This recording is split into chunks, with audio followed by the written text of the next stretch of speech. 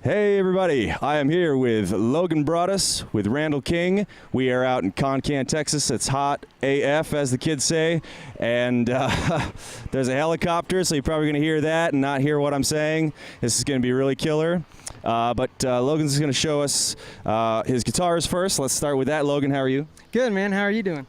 Very good. Okay, so let's. What do you got right here? Tell us all about it. This one, man. This is I believe it's a 2014. They released these. They're limited edition Fender. They did sandblasted ash bodies, and they did blue and red.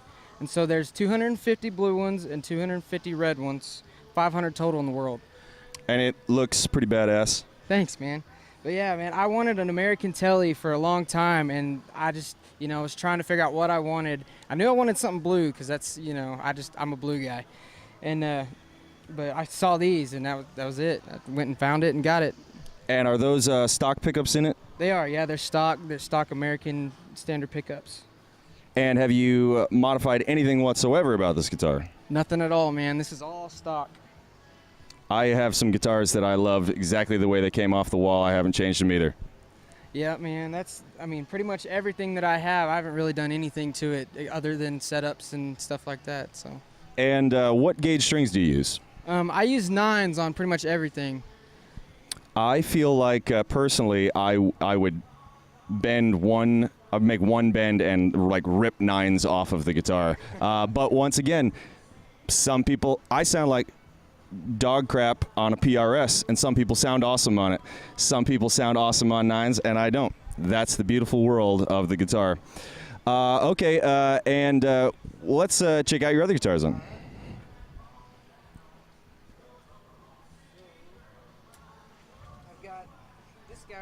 I've got this guy right here, and this is just a Mexican Telly.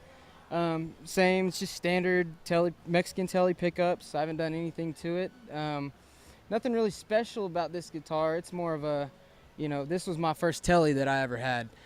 So it's kind of a sentimental thing, So you went straight for the Stars and Stripes first guitar, first Telly. It didn't come like this. It had a white one on it when I bought it. And, my dad found this and gave it to me one year for Christmas. And I put it on there, and it's been on there ever since. And so this is kind of my 4th of July. Every year when the 4th runs around, I play this guy on stage. So...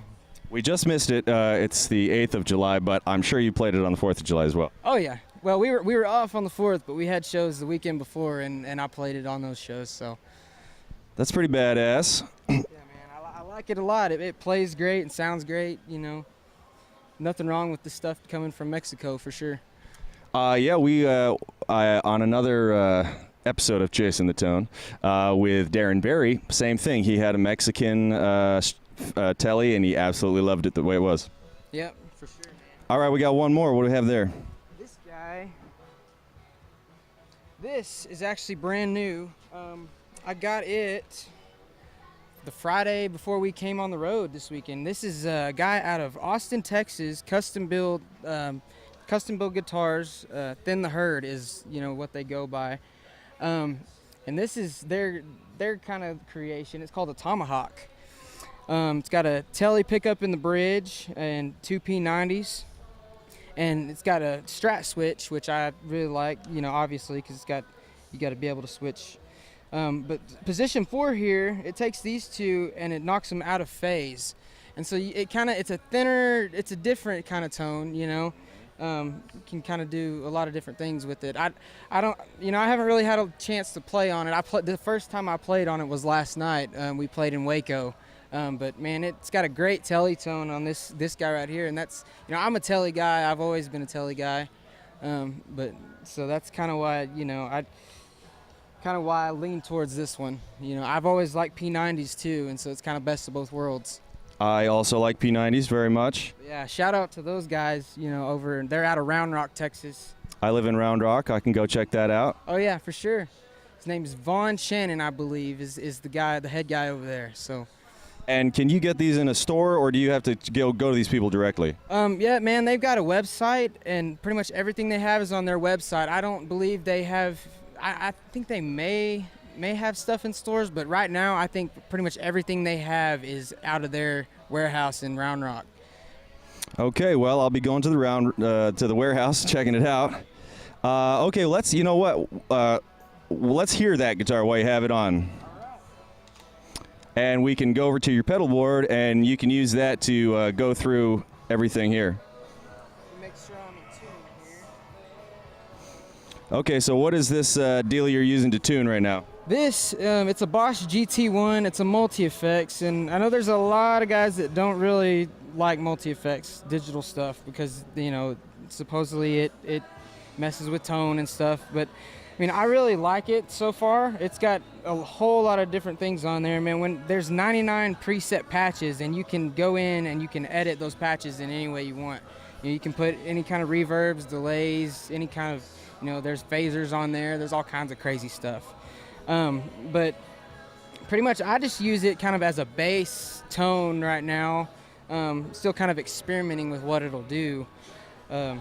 But I run a kind of a slapback delay off of it. I've got a little bit of, I don't know, most of my reverb comes from my amp, but I run a little bit of reverb on top of it from here. And that's, you know, with that. We're already ready for some country picking here, I see. Yeah, that patch, it was called Country Pick, and that was one of the presets on there, and I just went in and completely, you know, it sounded great when I got it, but I just kind of edited it to fit me, you know, and fit my tone. Okay, so when you use so if you got a clean tone going, let's see what that's like. All right. I also run a compressor at the front of my chain, and that pretty much stays on all the time. And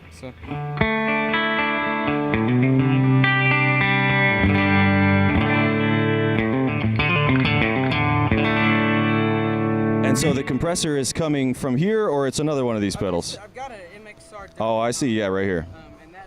There is compressor on here, but I don't really use it. I use my Dynacomp, man. I really like that guy. That's old school, man. Yeah, for sure. I've had that one for a while. That was the first compressor I've ever had, and it's done, you know, it's done really well for me. It's held up, and I still use it. So. Okay, and so take us through the rest of your pedals here. All right. Next to my compressor, I've got a Digitech. It's a polyphonic tuner, which means whenever you tune, you can. All 6 strings show up at once. So you can strum through, and it'll show you all 6 of them. But also, you can tune them one at a time. That's some newfangled stuff there. That's like above my pay grade. Yeah, man.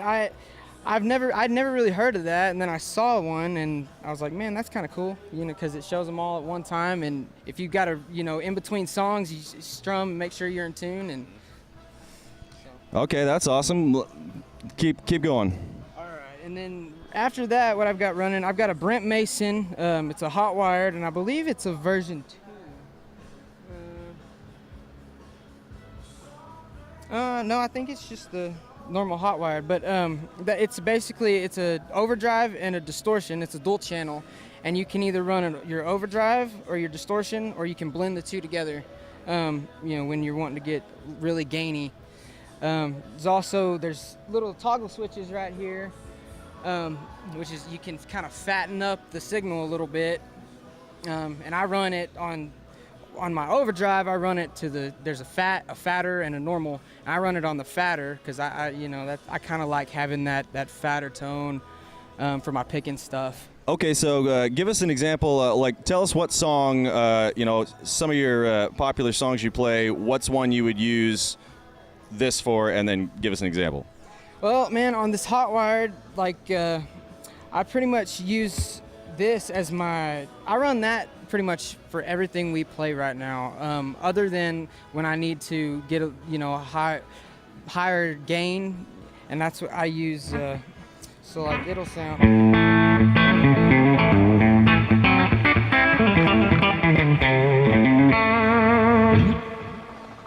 And that's the overdrive, not the distortion. Yeah, that's the overdrive, and I run that all the time. And if I go into a lead, I've got a lead boost set right here on this Boss, and so I will go from my distortion, and if I go into a lead, you know.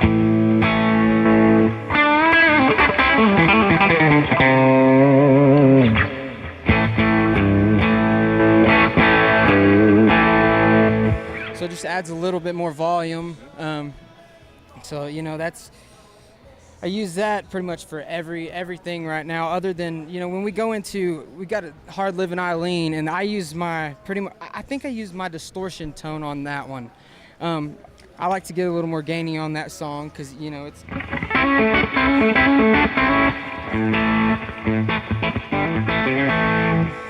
So I like to get a little more gainy on that song because it's a quicker one, you know, more chicken picking style stuff. And Okay, and then I see we have a volume pedal here.